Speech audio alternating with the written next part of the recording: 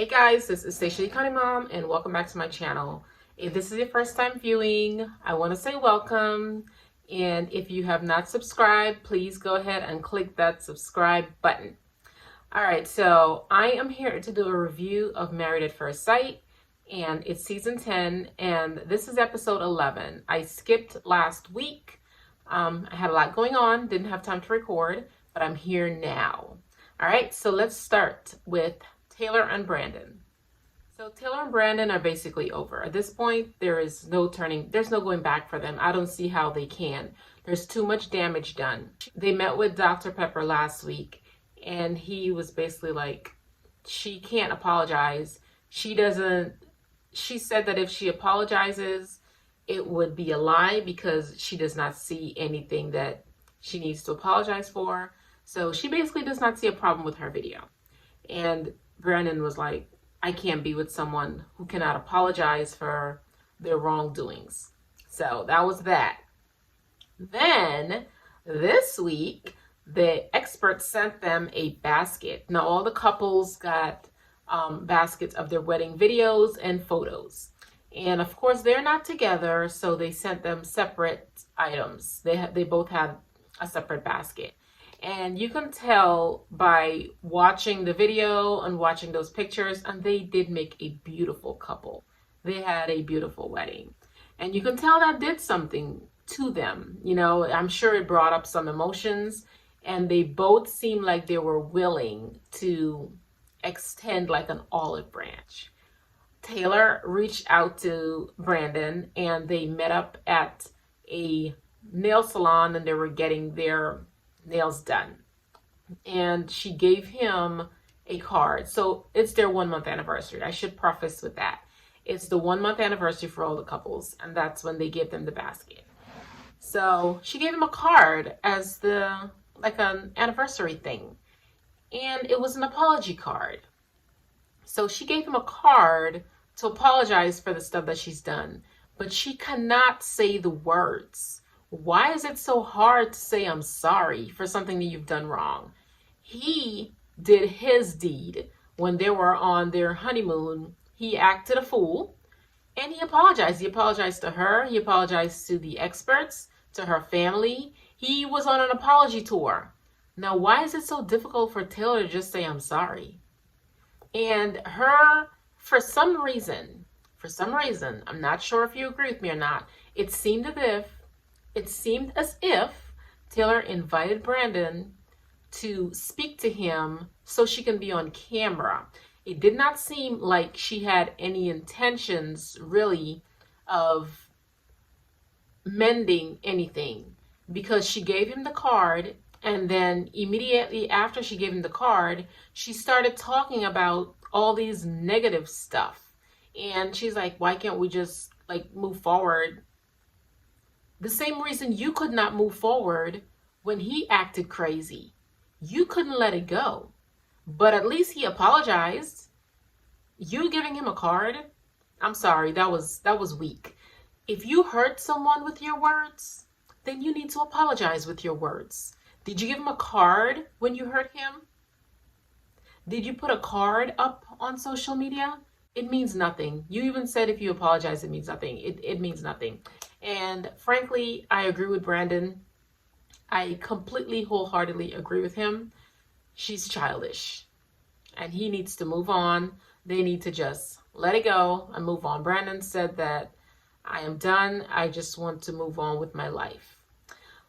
So yeah, it's over. It's over. I don't see how they're going to make it back. Even if they tried to try to work something out, there's no way that's going to work out. So it's a wrap for Brandon and Taylor. A wrap. So now we're going to move on to Mika and Michael. I'm just going to say, Mika and Michael, their relationship stresses me out. I don't know. There's sometimes when you feel like they can make it, and then the next day or 10 minutes later, it's like there's no way these two can function in a household for a lifetime together. There's just no way. I don't know. They confuse me. They stress me out. All right, let's go. So last week, I'm just going to give a little clip from last week. So last week, Mika and Michael, they met with Dr. Pepper, and Mika had some concerns about Michael's lying because he invited her to the yoga studio that he claims that he teaches at. And when she gets there, they said that the only Michael they know is the person that cleans the studio. So, more evidence of Michael lying. So Mika expressed these concerns to Dr. Pepper, and she was trying to figure out, she's like, so why do you think you lie? Is it because you're trying to make yourself look better? Like, Dr. Pepper is really trying to pull this out of him. Like, the man appears to be a pathological liar. He lies seamlessly and for no reason at all. And Michael states that his issues with rejection makes him withdrawn. Okay, he is going to have to work out his issues and fix himself before he gets married, because no one deserves to be, she shouldn't have to fix him, and she should not have to deal with all the lying. Like, if your husband continually lies to you, there's no trust. And I don't know how you're supposed to function in a relationship without trust. So, I don't know. I may have to change my prediction for the two of them. So now we're at this week, and Michael makes breakfast. Mika hates breakfast. Michael loves breakfast. He talks about breakfast with his grandma and how important it is that they bond over sitting and eating breakfast. And Mika's like, I really hate breakfast. And I don't know how I'm supposed to go through life just eating breakfast all the time, and I don't want to. Oh, how did the experts match them? Maybe there wasn't a question about breakfast. Yeah, I don't know. Okay, so they're celebrating their 1 month anniversary, and Michael plans this boat cruise trip thing that they're on. It's like a local boat ride, and they're reminiscing over their videos and their wedding pictures, and Mika gave him an anniversary gift, a small anniversary gift. And Michael says that he has a gift for her, and he's like scrolling through his phone, and he is like, it's a long, elaborate pause as to what the gift is. And then he says that he has booked a trip to Jamaica for them, because their honeymoon wasn't that great, and he wanted to like recreate it so it can be memorable for her. But for some reason, it seemed like to me that Michael was making it up as he went along. It seemed as if he didn't have a gift for her, and he had to come up with something, because he like went to his phone, and he was talking, the gift that I have, I thought long and hard about what I can get, and I thought this was, he stretched that out. He couldn't just say, well, my gift to you is a trip to Jamaica. He could have said that, with less theatrics, but it could have just came out naturally. It seems as if Michael was trying to think of what he can come up with on the spot, and he made that up. Now, could be wrong, but knowing Michael and his tendency to lie, it could be that he just made that up. We will have to wait and see. We'll see if Mika goes swimming with the dolphins. We will just have to wait and see. Random thought. I think that Mika needs to smile some more. I think she's too hard. And when I say hard, I mean she looks serious all the time. And she's a beautiful girl when she smiles. She's a beautiful girl. But she needs to soften up some. I think when Michael was talking to Dr. Pepper, and when Michael kept telling her that she needs to be more vulnerable, I think what he was trying to say is that she needs to be softer. A man needs a wife that's going to be soft and tender. I mean, they all want that. They all want that. They want to be the hard one. And they want a gentle wife. Mika is not gentle. She needs to soften up a little bit more, and she needs to smile a little bit more. You can't be like this. Honestly, the way she functions, I don't see how any man could like deal with that. She's just too serious and too intense. I don't know. Mika, you have to get it together. Michael has his problems. The lying, I don't see how any woman can deal with that. But she also, oh God, I don't know. We're just gonna have to pray for them. So now we're gonna talk about Zach and Mindy. And last week they met with Dr. Pepper, and she told them about doing some type of breathing exercise, some like touchy-feely exercise to help them to get close to each other. Because she said that Zach has mentally and physically disconnected himself from the relationship. Yeah, that's pretty accurate. So I'm not sure how well that worked, because it seemed like it was working. But this week, Zach decided to join Mindy on the ice. And he said that she was a great teacher. She was showing him how to do some figure skating. And, you know, they were getting a little bit physical and whatnot. Then they met up for their dinner, for their month anniversary dinner. And Mindy, you know, they were talking, and Mindy asked him if he would spend the night. And he didn't actually say no, but his face says it all. So Mindy is like, do you have a girlfriend? Like, I'm trying to understand. Like, my friends even think, like, you have a girlfriend or are you gay? Because it's not making any sense. And then he says that she needs to be honest. He said, really? To be honest, I think that you're not being fully honest with me about something. Whatever the thing is, you won't tell her what it is. She doesn't know what it is. So she's just left in limbo. And he is making stuff up, which is what I think this is. Him making stuff up, trying to come up with some plausible reason as to why he's not committing to the process and moving in with her. So I think that's his excuse, because he can't say anything, because he really has nothing. Like, what is it? Maybe her friend. Oh, so he disclosed that he has been communicating with her friend Lindsay on the side. She has not known about this. They first started communicating on like social media, and then they exchanged phone numbers, and now they text each other. So he has had some other type of relationship with Mindy's really good friend Lindsay. Zach is the most confusing person that I've ever seen on Married at First Sight. The most. Anyway, Mindy decides to call Lindsay to find out what's going on, what type of relationship this is. And Lindsay said that, oh, yeah, he's just very deceitful. He's flaky. He's this and that. And I'm going to stop talking to him. So Mindy was trying to figure out, like, how did this start? Like, what are you guys talking about? Because Zach told Mindy that they talk about her because he's trying to learn more about her. Lindsay said, that's not true. We don't only talk about you. We talk about other things. Zach told Mindy that the last time he communicated with her was about a week ago.